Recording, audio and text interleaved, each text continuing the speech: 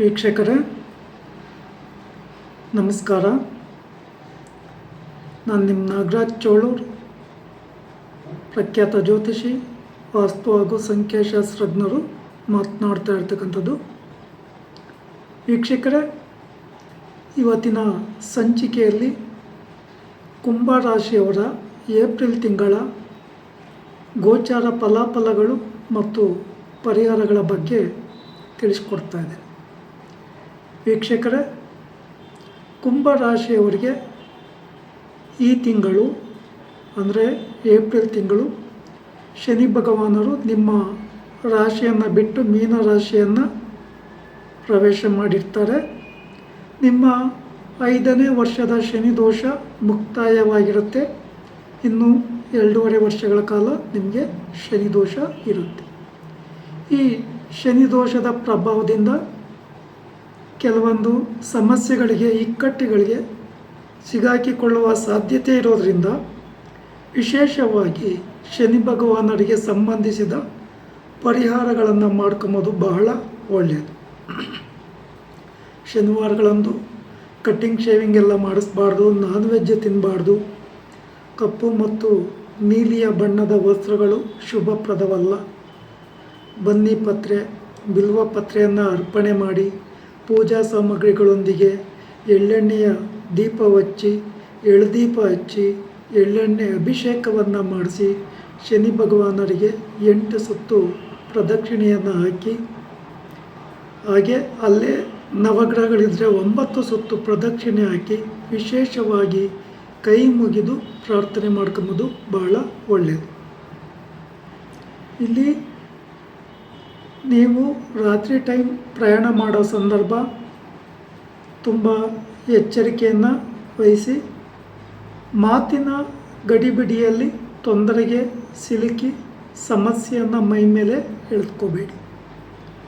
ಸಾಧ್ಯ ಆದರೆ ಶನಿವಾರಗಳಂದು ವೃದ್ಧರಿಗೆ ಅಥವಾ ಅಸಹಾಯಕರಿಗೆ ನಿಮ್ಮ ಕೈಲಾದಂಥ ಸಹಾಯವನ್ನು ಮಾಡಿ. ವೀಕ್ಷಕರೇ, ಹಾಗೆ ನಿಮ್ಮ ಕುಂಭರಾಶಿಗೆ ನಾಗದೋಷದ ಎಫೆಕ್ಟು ಸಹ ಇರುತ್ತೆ. ಸಾಧ್ಯ ಆದರೆ ಶ್ರೀ ಕ್ಷೇತ್ರ ಕುಕ್ಕೆ ಸುಬ್ರಹ್ಮಣ್ಯದಲ್ಲಿ ಸರ್ಪ ಸಂಸ್ಕಾರ ಶಾಂತಿ ಹೋಮ, ಆಶ್ಲೇಷ ಬಲಿ, ನಾಗಪ್ರತಿಷ್ಠೆಯನ್ನು ಮಾಡಿಸೋದು, ಅಥವಾ ನಿಮ್ಮ ಹತ್ತಿರದ ಸುಬ್ರಹ್ಮಣ್ಯ ದೇವಾಲಯಗಳಲ್ಲಿ ಮಂಗಳವಾರಗಳಂದು ಪೂಜೆ ಕೊಡ್ತಕ್ಕಂಥದ್ದು ಬಹಳ ಉತ್ತಮ. ಅಥವಾ ನಾಗನ ಸಾನ್ನಿಧ್ಯದಲ್ಲಿ ಮಂಗಳವಾರ, ಷಷ್ಠಿ, ಪಂಚಮಿಯೊಂದು ಅಥವಾ ಆಶ್ಲೇಷ ನಕ್ಷತ್ರ ಬಂದಾಗ ಅಥವಾ ಅಮಾವಾಸ್ಯೆ ಪೌರ್ಣಮಿಗಳೊಂದು ಹಾಲಿನ ಅಭಿಷೇಕವನ್ನು ಮಾಡಿಸ್ತಕ್ಕಂಥದ್ದು, ಎಳನೀರಿನ ಅಭಿಷೇಕ ಅಥವಾ ಪಂಚಾಮೃತದ ಅಭಿಷೇಕವನ್ನು ಮಾಡಿಸ್ತಕ್ಕಂಥದ್ದು ಬಹಳ ಒಳ್ಳೆಯದು. ವಿಶೇಷವಾಗಿ ಎಲ್ಲ ವಿಚಾರಗಳಲ್ಲೂ ತುಂಬ ಎಚ್ಚರಿಕೆಯಿಂದ ಮುಂದುವರಿತಕ್ಕಂಥದ್ದು ಬಹಳ ಉತ್ತಮ. ಹಾಗೆ ನಿಮ್ಮ ರಾಶಿಗೆ ಕುಜ 6ನೇ ಮನೆಯಲ್ಲಿ ಇರೋದರಿಂದ ಏನಾದರೂ ಆಗಲಿ ಧೈರ್ಯದಿಂದ ಮುನ್ನುಗ್ಗಿ ಎದುರಿಸುವ ಸ್ವಭಾವ ನಿಮ್ಮಲ್ಲಿ ಇರ್ತದೆ. ಆದರೆ ಆತುರದ ನಿರ್ಣಯ ಅಥವಾ ಗಡಿಬಿಡಿಯ ಕಲಹಗಳಿಂದ ತೊಂದರೆಗೆ ಸಿಲುಕಬೇಡಿ. ಇನ್ನು ನೀವು ಆರೋಗ್ಯದ ಬಗ್ಗೆ ಸ್ವಲ್ಪ ಹೆಚ್ಚಿನ ಕಾಳಜಿ ವಹಿಸ್ತಕ್ಕಂಥದ್ದು ಬಹಳ ಉತ್ತಮ. ಸಾಧ್ಯ ಆದರೆ ಗಣಪತಿ ದೇವರಿಗೆ ಗರಿಕೆ ಪತ್ರೆ, ಬಿಲ್ವ ಪತ್ರೆಯನ್ನು ಅರ್ಪಣೆ ಮಾಡಿ ಪೂಜೆ ಮಾಡಿಸ್ತಕ್ಕಂಥದ್ದು, ಅಥವಾ ಗಣಪತಿ ದೇವರ ಧ್ಯಾನವನ್ನು ಮಾಡ್ತಕ್ಕಂಥದ್ದು, ಅಥವಾ ಗಣಪತಿಯ ಅಷ್ಟೋತ್ತರ ಶತನಾಮಾವಳಿಯನ್ನು ಪಾರಾಯಣ ಮಾಡೋದು ಬಹಳ ಉತ್ತಮ. ನಿಮಗೆ ಈ ಏಪ್ರಿಲ್ ತಿಂಗಳಲ್ಲಿ ಗುರುಬಲ ಇರೋದಿಲ್ಲ. ಮುಂದಿನ ಮೇ ತಿಂಗಳಲ್ಲಿ 14ರ ನಂತರ ಗುರುಬಲ ಪ್ರಾರಂಭ ಆಗುತ್ತೆ. ಆದ್ದರಿಂದ ಗುರುಬಲ ಇಲ್ಲದೇ ಇರೋದರಿಂದ ಯಾವುದೇ ಕಾರ್ಯಗಳಲ್ಲಿ ನೀವು ಅಂದ್ಕೊಂಡಂಥ ಯಶಸ್ಸನ್ನು ಪಡ್ಕೊಳ್ಳಿಕ್ಕೆ ಆಗೋದಿಲ್ಲ. ಆ ಕಾರಣದಿಂದ ರಾಘವೇಂದ್ರ ಸ್ವಾಮಿ ದೇವಾಲಯ ಅಥವಾ ಸಾಯಿಬಾಬಾ ಮಂದಿರ ಅಥವಾ ದತ್ತಾತ್ರೇಯರ ಕ್ಷೇತ್ರಗಳಲ್ಲಿ ಗುರುವಾರಗಳಂದು ಪೂಜೆ ಮಾಡಿಸ್ತಕ್ಕಂಥದ್ದು ಬಹಳ ಉತ್ತಮ.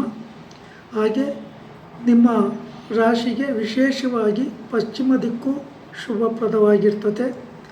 ಉತ್ತರ ದಿಕ್ಕು ಸಹ ಶುಭಪ್ರದವಾಗಿರ್ತದೆ. ಈ ದಿಕ್ಕಿನ ವ್ಯಾಪಾರ ವ್ಯವಹಾರಗಳಿಂದ ಅಭಿವೃದ್ಧಿ ಹೊಂದೋದಕ್ಕೆ, ಲಾಭ ಪಡ್ಕೊಳ್ಳಿಕ್ಕೆ ಅವಕಾಶ ಹೆಚ್ಚಾಗಿ ಇರ್ತದೆ. ಸಾಧ್ಯವಾದಷ್ಟು ಉತ್ತರ ದಿಕ್ಕನ್ನು ಆಯ್ಕೆ ಮಾಡ್ಕೊತಕ್ಕಂಥದ್ದು ಬಹಳ ಉತ್ತಮ.